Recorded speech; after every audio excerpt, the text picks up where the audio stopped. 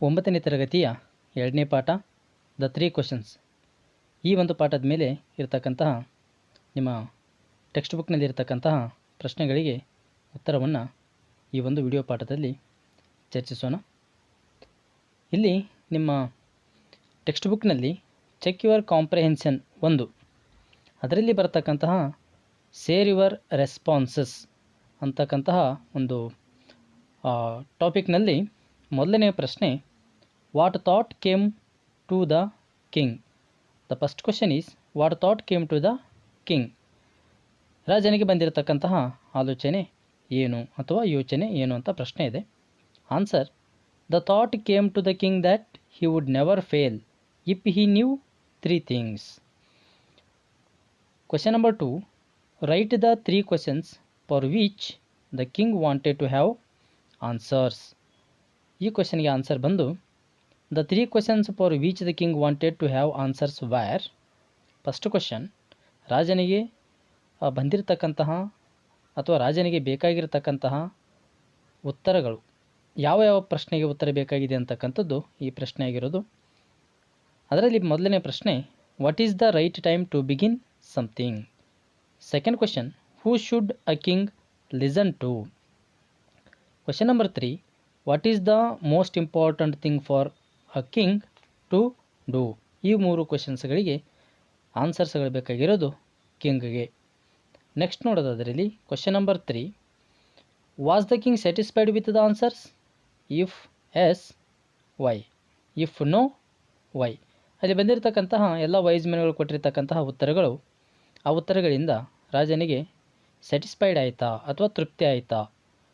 ಆಗಿದ್ದರೆ ಯಾಕೆ ತೃಪ್ತಿ ಆಯಿತು, ಆಗಲಿಲ್ಲ ಅಂತಂದರೆ ಯಾಕೆ ಆ ಉತ್ತರಗಳಿಂದ ರಾಜ ತೃಪ್ತನಾಗಲಿಲ್ಲ ಅಂತಕ್ಕಂತಹ ಪ್ರಶ್ನೆಗೆ ಆನ್ಸರ್ ಬಂದು ನೋ, ಅವನು ತೃಪ್ತನಾಗಲಿಲ್ಲ ಅಂತ. No, he was not satisfied because many wise men came to the king were answered his questions differently. ಬಂದಿರತಕ್ಕಂತಹ ಎಲ್ಲ ವೈಸ್ ಮೆನ್ಗಳು ಡಿಫ್ರೆಂಟಾಗಿ ಬೇರೆ ಬೇರೆಯ ಉತ್ತರಗಳನ್ನೇ ಕೊಡ್ತಾರೆ. ಹಾಗಾಗಿ the king was not satisfied. Question number 4, who did the king decide to seek advice from. ಹಾಗಾದರೆ ಈ 3 ಪ್ರಶ್ನೆಗಳಿಗೆ ಉತ್ತರಗಳನ್ನು ಪಡೆದುಕೊಳ್ತಕ್ಕಂಥ ಒಂದು ವಿಚಾರಕ್ಕಾಗಿ ಯಾರನ್ನು ಭೇಟಿ ಆಗಬೇಕಂತ ಡಿಸೈಡ್ ಆಗ್ತಾನೆ king. Answer, the king decided to seek the advice of a certain hermit. The king decided to seek the advice from a certain hermit who was widely known for his wisdom. ಆ ಒಬ್ಬ hermit ತನ್ನ ವಿಸ್ಡಮ್ದಿಂದನೇ ಅಲ್ಲಿ ಜನಪ್ರಿಯನಾಗಿರ್ತಾನೆ. ಹಾಗಾಗಿ ಅವನ ಕಡೆನೇ ಈ 3 ಪ್ರಶ್ನೆಗಳಿಗೆ ಉತ್ತರವನ್ನು ಪಡೆದುಕೊಳ್ಳಬೇಕು ಅಂತಕ್ಕಂತಹ ಒಂದು ಡಿಸೈಡನ್ನು ಕಿಂಗ್ ಮಾಡ್ತಾನೆ. ಈಗ ಚೆಕ್ ಯುವರ್ ಕಾಂಪ್ರಿಹೆನ್ಷನ್ 2. ನಿಮ್ಮ ಟೆಕ್ಸ್ಟ್ ಬುಕ್ನಲ್ಲಿ ಬರ್ತಕ್ಕಂತಹ ಪ್ರಶ್ನೆಗಳಲ್ಲಿ ಚೆಕ್ ಯುವರ್ ಕಾಂಪ್ರಿಹೆನ್ಷನ್ 2ರಲ್ಲಿ ಸೇರ್ ಯುವರ್ ರೆಸ್ಪಾನ್ಸಸ್ ಅಂತಕ್ಕಂಥ ಟಾಪಿಕ್ನಲ್ಲಿ ಅದರಲ್ಲಿ first question number 1, how did the king treat the wounded person. ಆ ಗಾಯಗೊಂಡಿರ್ತಕ್ಕಂತಹ ಬಿಯರ್ಡೆಡ್ ಮ್ಯಾನನ್ನು ಕಿಂಗ್, ರಾಜ ಹೇಗೆ ಟ್ರೀಟ್ ಮಾಡ್ತಾನೆ ಅಂತಕ್ಕಂಥ ಪ್ರಶ್ನೆಗೆ answer, the king and the hermit remove the man's clothing and found a large wound in his stomach. The king washed and covered it with his handkerchief but the blood would not stop flowing. The king redressed the wound until the bleeding was stopped. ಇಲ್ಲಿ ಉತ್ತರವನ್ನು ಕನ್ನಡದಲ್ಲಿ ಸ್ವಲ್ಪ ವಿಶ್ಲೇಷಣೆ ಮಾಡೋದಾದರಲ್ಲಿ, king ಮತ್ತು hermit ಇಬ್ಬರೂ ಸೇರಿ ಆ ಗಾಯಗೊಂಡಿರ್ತಕ್ಕಂಥ ವ್ಯಕ್ತಿಯ ಬಟ್ಟೆಗಳನ್ನು ರಿಮೂವ್ ಮಾಡ್ತಾರೆ. ರಿಮೂವ್ ಮಾಡಿದ ತಕ್ಷಣ ಅವರಿಗೆ ಒಂದು ದೊಡ್ಡದಾಗಿರ್ತಕ್ಕಂತಹ ಗಾಯ ಕಾಣಿಸಿಕೊಳ್ತದೆ ಹೊಟ್ಟೆಯಲ್ಲಿ. ಹಾಗಾಗಿ ಕಿಂಗ್ ಏನು ಮಾಡ್ತಾರೆ ಅಂತಂದರೆ ಇಲ್ಲಿ ಆ ಗಾಯವನ್ನು ವಾಶ್ ಮಾಡಿ ಅದನ್ನು ಅವರ ಹ್ಯಾಂಡ್ ಕರ್ಚಿಪ್ದಿಂದ ಅದನ್ನು ಕವರ್ ಮಾಡ್ತಾರೆ.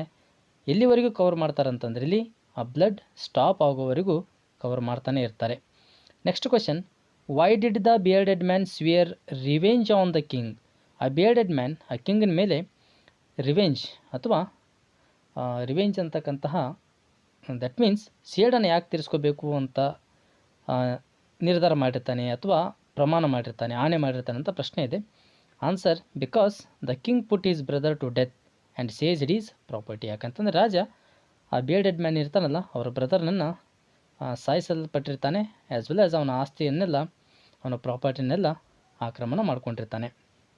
Question number 3, who had wounded the bearded man and why? ಆ ಬಿಯರ್ಡೆಡ್ ಮ್ಯಾನನ್ನು ಗಾಯಗೊಳಿಸಿರ್ತಕ್ಕಂಥವ್ರು ಯಾರು ಮತ್ತು ಯಾಕೆ? Answer, the king's bodyguard wounded the man. ಹಾಗಾದರೆ ಬಿಯರ್ಡೆಡ್ ಮ್ಯಾನನ್ನು ಗಾಯಗೊಳಿಸಿದವರು ಯಾರಂತಂದ್ರೆ ಇಲ್ಲಿ ರಾಜನ ಬಾಡಿಗಾರ್ಡ್ಸ್ಗಳು. ಬಿಕಾಸ್, ಯಾಕಂತಂದರೆ they recognised him as the enemy of their king. ಅವ್ರು ಯಾಕೆ ಅವನನ್ನು ಗಾಯಗೊಳಿಸಿದ್ರು ಅಂತಂದ್ರೆ ಇಲ್ಲಿ ಅವನು, ಆ ಬಿಯರ್ಡೆಡ್ ಮ್ಯಾನ್, ಅವನ ರಾಜನ ಎನಿಮಿ ಆಗಿರ್ತಕ್ಕಂಥದ್ದನ್ನು ರಿಕಗ್ನೈಸ್ ಮಾಡಿರ್ತಾರೆ. ರಿಕಗ್ನೈಸ್ ಅಂತಂದರೆ ಗುರುತಿಸಿರ್ತಕ್ಕಂಥದ್ದು. Question number 4, why did the man say that he would serve the king as his most faithful servant? ಯಾಕೆ ಭಾಳಷ್ಟು ಫೇತ್ಫುಲ್ ಸರ್ವೆಂಟ್ ಆಗಿ ನಾನು ನಿನ್ನ ಸೇವೆ ಮಾಡ್ತೀನಿ ಅಂತಂದೇಬಿಟ್ಟು ಅದೇ ಬಿಯರ್ಡೆಡ್ ಮ್ಯಾನ್ ಇಲ್ಲಿ ಹೇಳ್ತಾನೆ ಅಂತಂದರೆ answer, because the king dressed is ವುಂಡ್ and saved is life. ಯಾಕಂತಂದರೆ ಆ ಕಿಂಗ್ ಏನು ಮಾಡಿರ್ತಾನೆ ಅಂತಂದರೆ ಇಲ್ಲಿ ಆ ಬಿಯರ್ಡೆಡ್ ಮ್ಯಾನನ ಗಾಯವನ್ನು ಡ್ರೆಸ್ಸಿಂಗ್ ಮಾಡಿ ಆ್ಯಸ್ ವೆಲ್ ಆ್ಯಸ್ ಅವನನ್ನು ಸಾವಿನಿಂದ ರಕ್ಷಣೆ ಮಾಡಿರ್ತಕ್ಕಂಥದ್ದು ಕೆಲಸ ಯಾರು ಮಾಡ್ತಾರೆ ಅಂತಂದ್ರೆ ಇಲ್ಲಿ ದ ಕಿಂಗ್ ಮಾಡಿರ್ತಾನೆ. ನೆಕ್ಸ್ಟ್, ಚೆಕ್ ಯುವರ್ ಕಾಂಪ್ರಿಹೆನ್ಷನ್ 3, ಅದರಲ್ಲಿ ಸೇರ್ ಯುವರ್ ರೆಸ್ಪಾನ್ಸಸ್. ಅದರಲ್ಲಿ question number 1, what did the king promise the man? What did the king promise the man? Answer, the king promised to give back the man his property. Question number 2, the hermit said that the king had been answered.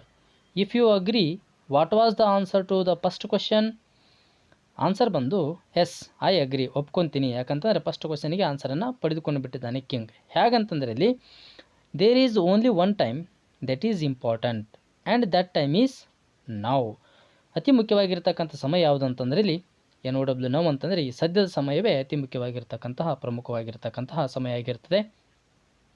It is the most important time, ಅದೇ ಇಲ್ಲಿ ಭಾಳಷ್ಟು important time ಆಗಿರ್ತದೆ. Because, ಯಾಕಂತಂದರೆ ಇಲ್ಲಿ it is the only time we have to any power to act. ನಾವು ಏನೇ ಮಾಡಿದರೂ ಕೂಡ ಸದ್ಯ ಇರತಕ್ಕಂಥ ಸಮಯದಲ್ಲೇ ಮಾಡಲಿಕ್ಕೆ ಸಾಧ್ಯ, ಹೊರತಾಗಿ ಆಗೋಗಿರ್ತಕ್ಕಂಥ ಸಮಯದಲ್ಲಿ, ಏನು ಮುಂದೆ ಆಗಬೇಕಾಗಿರ್ತಕ್ಕಂಥ ಸಮಯದಲ್ಲಿ ನಮಗೆ ಯಾವುದೇ ರೀತಿಯಾಗಿರ್ತಕ್ಕಂತಹ ಆ್ಯಕ್ಟ್ ಮಾಡಲಿಕ್ಕೆ ಪವರ್ ಇರೋದಿಲ್ಲ.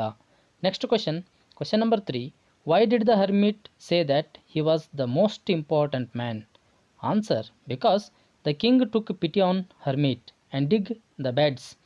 The most important person is the person you are with at a particular moment. ಆ ಪರ್ಟಿಕ್ಯುಲರ್ ಕ್ಷಣದಲ್ಲಿ ಕಿಂಗ್ ಏನು ಮಾಡ್ತಾನೆ ಅಂತಂದರೆ ಇಲ್ಲಿ he showed sympathy on that hermit ಮೇಲೆ ಸ್ವಲ್ಪ ಸಿಂಪತಿಯನ್ನು ತೋರಿಸಿ ಅವನಿಗಾಗಿ 2 ಬೆಡ್ಸ್ಗಳನ್ನ ಅವನಲ್ಲಿ ಡಿಗ್ ಮಾಡಿರೋದೆ ಆ ಒಂದು ಸಮಯದಲ್ಲಿ ಆ ವ್ಯಕ್ತಿ ಕಿಂಗ್ ಕೂಡ ಏನಾಗಿರ್ತಾನೆ, ಆ ಹರ್ಮಿಟಿಗೆ ಮೋಸ್ಟ್ ಇಂಪಾರ್ಟೆಂಟ್ ಪರ್ಸನ್ ಆಗ್ತಾನೆ.